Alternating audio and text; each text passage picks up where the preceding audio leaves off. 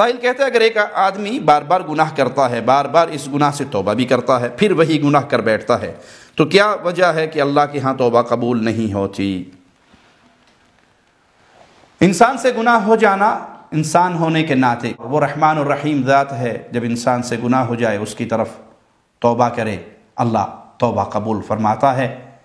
اور اللہ نے یہ حکم بھی دیا ہے اہل ایمان کو، یا ایھا الذین آمنوا توبوا الی اللہ توبۃ نصوحا، اے ایمان والو اللہ کی طرف توبہ کرو، سچی توبہ، سچی توبہ، پکی توبہ کہ آئندہ میں یہ گناہ نہیں کروں گا۔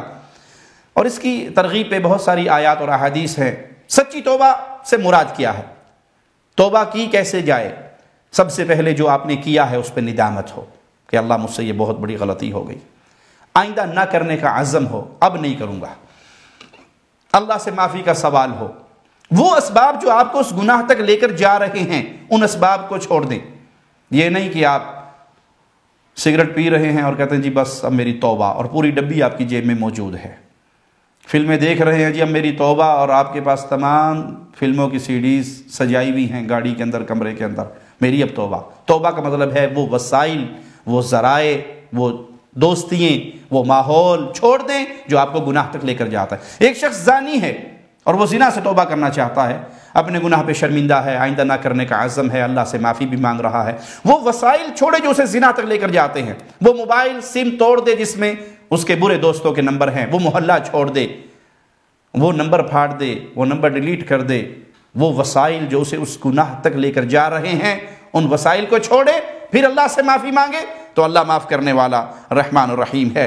مالک فرماتا ہے قل یا عبادی الذین اسرفوا علی انفسہم لا تقنطوا من رحمت اللہ، اے میرے وہ بندے جنہوں نے اپنی جانوں پر ظلم کیا، اللہ سے مایوس نہ ہو۔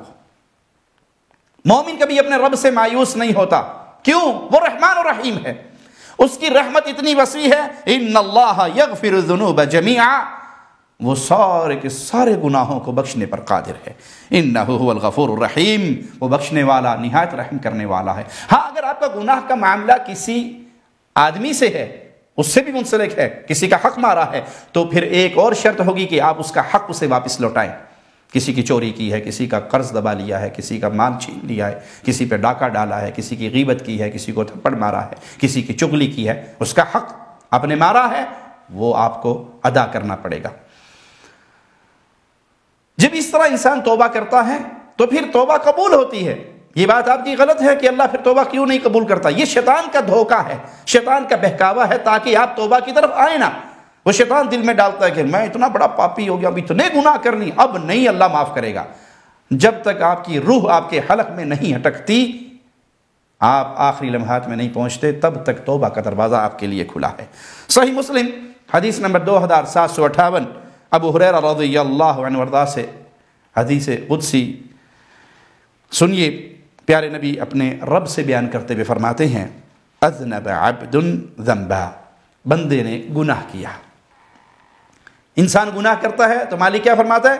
میرے بندے نے گناہ کیا، اور وہ جانتا ہے کہ اس کا ایک رب ہے، وہ اسے معافی مانگتا ہے، وہ رب اسے پکڑ سکتا ہے، معافی مانگنے پہ معاف کر دیتا ہے۔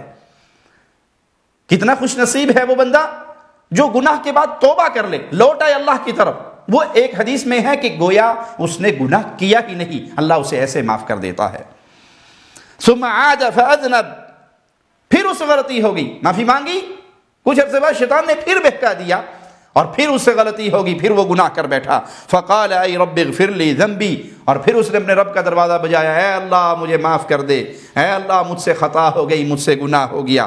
تو مالک فرماتا ہے میرا بندہ جانتا ہے کہ اس کا ایک رب ہے جو اس کو اس کے گناہ پہ پکڑتا ہے، پکڑ سکتا ہے، اور اس کی معافی مانگنے پہ وہ رحمان الرحیم اسے معاف بھی کر دیتا ہے۔ ایسا اللہ کے نبی صلی اللہ علیہ وسلم نے 3 بار دہرایا کہ بندہ ایسا کرتا ہے، پھر معافی مانگتا ہے، پھر غلطی ہوتی ہے، پھر رب کو پکارتا ہے، تو رب کہتا ہے یہ مجھے جانتا ہے، یہ مجھے پہچانتا ہے کہ اس کا ایک رب ہے جو گناہ پہ سزا دے سکتا ہے، معافی مانگنے پہ معاف کرتا ہے۔ مالک فرماتا ہے میرے بندے جو چاہے کر، میں نے تیرے گناہوں کو معاف کر دیا۔ اللہ اپنے ان پیاروں میں ہمیں بھی شامل فرما دے جن کے گناہوں کو تو نے اپنی رحمت سے معاف فرما دیا۔